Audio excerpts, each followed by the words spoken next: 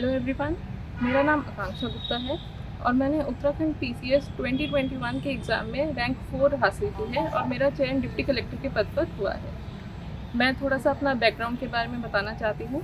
मैं उत्तराखंड की ही निवासी हूँ। मेरा होम जिला देहरादून है और ये मेरा जो चयन है ये दूसरी बार हुआ है। इससे पूर्व मैं ऑलरेडी अभी वर्किंग हूँ एज एन एसडीएम बिजनौर।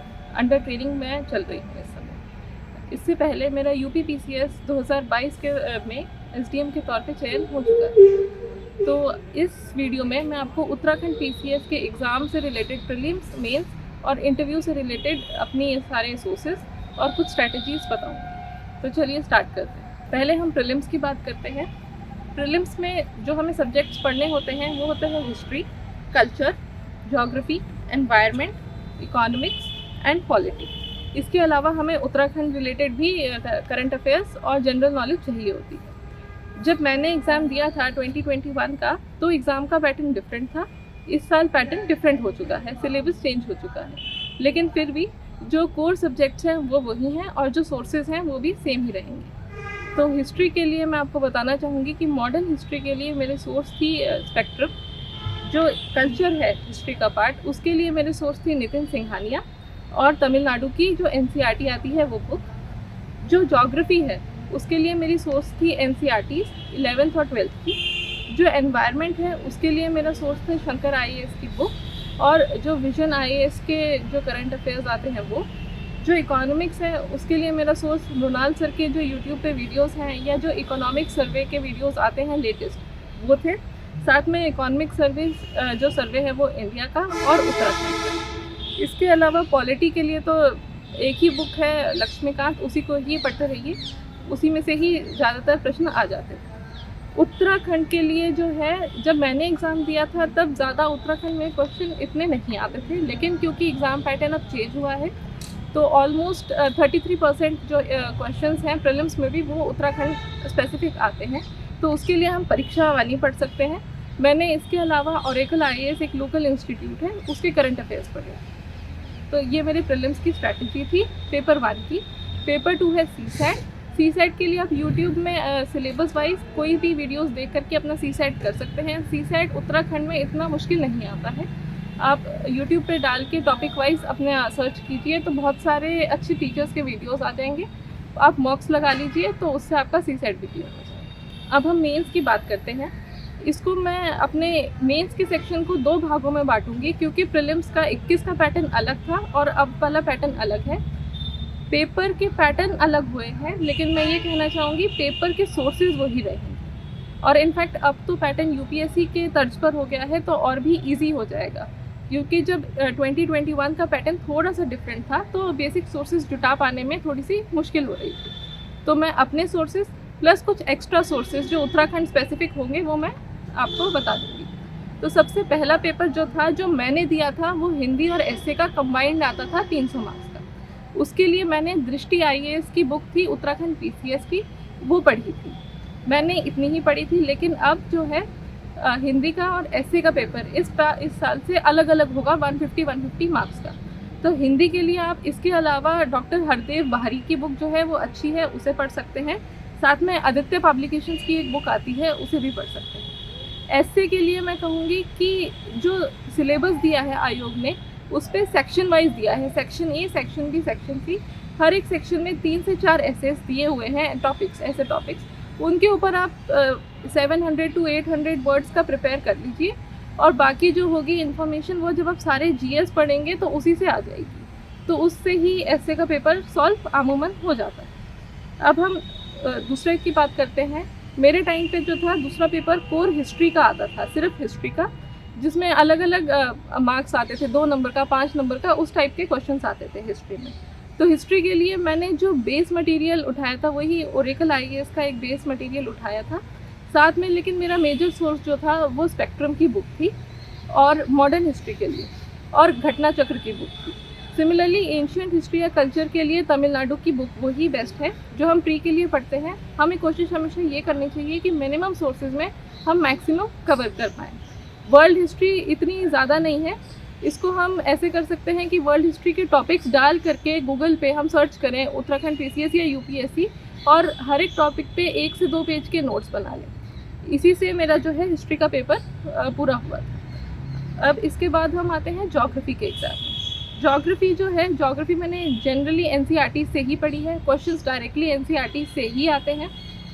इसके अलावा घटना चक्र और करंट अफेयर्स जो भी चल रहे होते हैं, मैं विजन आईएएस का सोर्स फॉलो करती थी, तो उसके थ्रू ज्योग्राफी हो गई थी। इसके अलावा जो अब हम, इससे मैं ये कहूँगी कि हिस्ट्री और ज्योग्राफी मेरे टाइम पे 2 अलग अलग पेपर थे, लेकिन अब ये दोनों को कंबाइन करके एक पेपर आएगा GS1, जो कि यूपीएससी की तरह होगा। तो ये सोर्सेज तो बेसिक रहेंगे। इसके अलावा जो भी यूपीएससी का मटेरियल है, अगर कुछ रह जाता है तो उससे कवर हो जाएगा। जैसे सोसाइटी वाला पार्ट यूपीएससी में है, लेकिन उत्तराखंड पीसीएस में इतना नहीं था, तो वो आप उससे कर लीजिए। क्योंकि सेम हो गया है सिलेबस, तो यूपीएससी वाला कोई भी कोचिंग इंस्टीट्यूट का मेंस का मटेरियल उठा करके आपको वो मिल जाएगा। इसके बाद आ गया पॉलिटी का जो मेरा एक पेपर था। पॉलिटी में फिर करंट अफेयर्स के लिए विजन आईएएस के लिए, और जो आपका स्टैटिक है वो लक्ष्मीकांत। इसके अलावा मैंने घटना चक्र पढ़ी थी। अब इसके साथ जो है, इसी का ही अब आज के पैटर्न के हिसाब से होगा GS2। इसमें आपका पॉलिटी, आपका इंटरनेशनल रिलेशंस, गवर्नेंस, ये सारे इशू वो टॉपिक्स आ जाएंगे। तो इसका एक सोल्यूशन तो वही है कि आप सिलेबस उठाएं, टॉपिक को सर्च करें और उससे कर लें, या आप बेसिक कोई भी एक कोचिंग का मटेरियल उठाएं, उसको बेस नोट बनाएं और करंट अफेयर से उसको ऐड ऑन करें। इसके अलावा जो है इकोनॉमिक्स में जो है मेरा फिर से वही एक विजन आईएएस का करंट अफेयर्स का मटेरियल, घटना चक्र का बेस मटेरियल और रमेश सिंह। इसके अलावा इंटरनेट बहुत ज़रूरी था इकोनॉमिक्स के लिए, क्योंकि ट्रेंड्स हमेशा चेंज होते रहते हैं। तो मैं टॉपिक वाइज देख करके जो भी ट्रेंड्स चल रहे थे, डेटा वगैरह, उसे अपडेट करती रहती थी। इकोनॉमिक्स में इकोनॉमिक सर्वे ज़रूर पढ़िएगा, इंडिया का भी और उत्तराखंड का भी। उसको, उस डेटा को कोट कीजिएगा आंसर्स पे, उससे हमें 1 से 2 मार्क्स एक्स्ट्रा मिल सकते हैं। इसके अलावा एक मेरा सब्जेक्ट था साइंस एंड टेक्नोलॉजी, जो एग्ज़ाम का पेपर था। उसमें क्योंकि साइंस एंड टेक्नोलॉजी उस समय यूपीएससी में भी नहीं था इतना, और यूपी पीसीएस में भी नहीं था, जिन 2 एग्ज़ाम्स की मैं साथ में तैयारी कर रही थी, तो इसमें मैंने स्पेशल फोकस दिया था। इसके लिए मैंने अरिहंत की बुक ली थी, साथ में लूसेंट की बुक ली थी, साथ में कुछ एनसीईआरटीज़, और इसके अलावा जो भी टॉपिक बच रहे थे उसको गूगल पे डाल के सर्च करके 1 से 2 पेज के नोट्स बना लिए थे।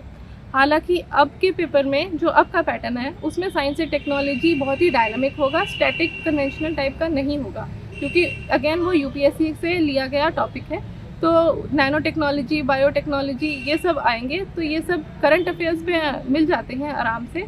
बाकी वही है, इसका है कि यूपीएससी मटेरियल उठा करके उसका बेस बना करके करंट अफेयर्स से उसको अपडेट कीजिए। और इस समय क्योंकि एग्ज़ाम नवंबर में है, तो ज़्यादा इधर उधर या ज़्यादा बुक्स देखने का भी टाइम नहीं है, तो शॉर्ट टेस्ट वही बेस्ट रहेगा to save time and energy. इसके अलावा मैथ्स एंड एथिक्स का एक पेपर इकट्ठे होता था 200 मार्क्स का। मैथ्स के लिए मैंने ML अग्रवाल यूज़ की थी और RD शर्मा यूज़ करी थी क्लास 10th की। और एथिक्स के लिए मैं, क्योंकि यूपीएससी और यूपी पीसीएस भी दे रही थी, तो वही घटना चक्र के एक अच्छे कोचिंग के बेस नोट्स ले करके, प्लस कुछ एग्जाम्पल्स अपने पर्सनल, कुछ कंट्री से रिलेटेड और कुछ इंटरनेशनल रिलेटेड आप एग्ज़ाम में डाल दीजिए आंसर्स में, तो उससे एक आंसर होलसम बनेगा।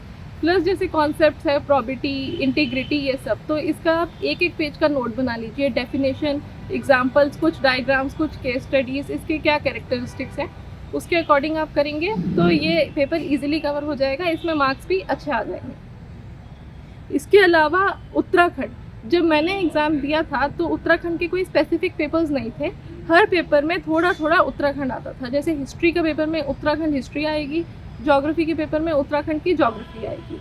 लेकिन अब के पैटर्न में उत्तराखंड के 2 स्पेसिफिक पेपर्स हो गए हैं। तो उसके लिए उत्तराखंड के लिए जो मैंने बुक्स यूज़ की थी वो थी कफलतिया, हिमांशु कफलतिया सर की और अरिहंत पब्लिकेशंस की। इसके अलावा पवन पांडे सर की बुक्स मैंने पढ़ी थी। इसके अलावा जो कुछ अच्छी बुक्स हैं वो हैं अजय रावत सर की, बद्रीदत्त पांडे सर की, जिसको हम देख करके अपना बेस नोट तैयार कर सकते हैं। उत्तराखंड रिलेटेड जो मेरा मानना है कि उत्तराखंड रिलेटेड जो भी पेपर्स होंगे उसको आप टॉपिक वाइज एक टॉपिक उठाइए, उसको गूगल पे सर्च कीजिए, विकिपीडिया पे कीजिए, गूगल पे कीजिए, 2-3 लिंक खोलिए और हर टॉपिक पे आप 1-1, 2-2 पेज के नोट्स बनाइए। बेस्ट वे है उत्तराखंड को कवर करने के लिए, और इसी नोट्स को आप यूज़ कीजिए एस्से में लिखने के लिए, क्योंकि आपका उत्तराखंड की हिस्ट्री भी कवर हो जाएगी, पॉलिटी, ज्योग्राफी सब कवर हो जाएगी। तो जब भी आप एक जनरलिस्टिक एस्से लिखेंगे, उसमें अगर आप Uttarakhand specific, for example disaster management पे एस्से लिख रहे हैं, तो सारे नॉर्मल पॉइंट्स जो हम लिखते हैं उसके अलावा अगर हम केदारनाथ वाला जो आपदा आई थी उसका जिक्र करेंगे, उससे बचने में क्या उपाय करें, स्टेट ने क्या सुधार करा, वो सब अगर हम लिखेंगे तो उससे हमें एक्स्ट्रा एज मिल जाएगा। इसके अलावा जो है इंटरव्यू स्टेज में दो चीज़ें हैं, या तो आप नॉन वर्किंग होंगे या आप वर्किंग होंगे। अगर आप नॉन वर्किंग हैं तो आप अपना जो आपका स्टेट है, वो आपका जो एजुकेशन बैकग्राउंड है उससे, आपका डिस्ट्रिक्ट है उससे आप क्वेश्चंस को एक्सपेक्ट करके चलिए। आप सोच के चलिए कि आपसे ये क्वेश्चन पूछे जा सकते हैं। अगर आप वर्किंग हैं तो जनरली ये देखा गया है कि वर्क से जो है, वर्क एक्सपीरियंस से क्वेश्चंस ज़्यादा आते हैं। फॉर एग्जांपल मेरा जो इंटरव्यू था, क्योंकि मैं as an deputy collector Bijnor में कार्यरत हूँ, तो बिजनौर के ऊपर काफ़ी हद तक चला था। बहुत सारे क्वेश्चंस मुझसे बिजनौर पे ही पूछे गए थे, जिसके मैं सही आंसर दे पाई, और 2-3 क्वेश्चन ऐसे थे जिसके मैं आंसर नहीं दे पाई। तो उसके लिए आप सॉरी सर मैंने कह दिया था। प्लीज़ आप इंटरव्यूअर्स को फूल करने की कोशिश ना करें, अगर जो नहीं आता उसके लिए सॉरी बोल दें। इंटरव्यू में आप जितने ऑनेस्ट रहेंगे, जितना सही बताएंगे, उतना अच्छा रहेगा। लास्ट में जो एग्ज़ाम को, क्योंकि मैंने यूपी PCS में भी मेरा रैंक 4 आया था और उत्तराखंड PCS में भी मेरा रैंक 4 ही आया है, और दोनों जगह मेरा जो सिलेक्शन है एज अ डेप्यूटी कलेक्टर ही हुआ है, तो मैं लास्ट में ये कहूँगी कि आप प्रीवियस ईयर क्वेश्चंस को ज़रूर देखें। जब भी आप एग्ज़ाम देने जाएं, प्रीलिम्स, मेंस, आप हमेशा प्रीवियस ईयर क्वेश्चंस को आप ध्यान में रख कर ही पढ़िए, उसी के अकॉर्डिंग ही पढ़िए। इनफैक्ट इंटरव्यू भी देने जाएँ तो जो प्रीवियस कैंडिडेट्स हैं उनकी इंटरव्यू ट्रांसक्रिप्ट्स अगर मिल पा रही हैं तो उससे हमें क्वेश्चंस का अंदाज़ा हो जाता है, उससे हमें अपना इंटरव्यू बेटर प्रिपेयर करने में मदद मिलती है। तो उसको आप ध्यान में रखिए। तो मैंने आपको अपने प्रीलिम्स, मेंस के सोर्सेज बता दिए। अब मैं लास्ट में यही कहना चाहूँगी कि अब परिश्रम बहुत करना पड़ेगा, क्योंकि इस एग्ज़ाम में लाखों बच्चे बैठते हैं और सिर्फ 0.1% के आसपास सिलेक्ट होते हैं। तो अगर हमें 0.1% में सिलेक्ट होना है तो हमें मेहनत भी उतनी ही करनी पड़ेगी। और ये एक्सपीरियंस मेरा रहा है इतने साल की, 4-5 साल मुझे हो गए इस जर्नी में, कि मेहनत निरंतर करते रहिए, आपको सफलता ज़रूर मिलेगी। और एक बार सफलता मिलेगी तो आपकी मेहनत वो कभी भी बेकार नहीं जाती, हमेशा काम आती रहती है। इसी के साथ ही ये नए पैटर्न के साथ घबराने की बिल्कुल ज़रूरत नहीं है। ये अच्छा है नया पैटर्न, क्योंकि ये UPSC की तर्ज पर है। आप UPSC के साथ साथ आप उत्तराखंड PCS दे सकते हैं, ज़्यादा एक्स्ट्रा एफर्ट डाले बिना। अंत में मैं यही कहना चाहूँगी कि all the best to everyone and my best wishes. Thank you.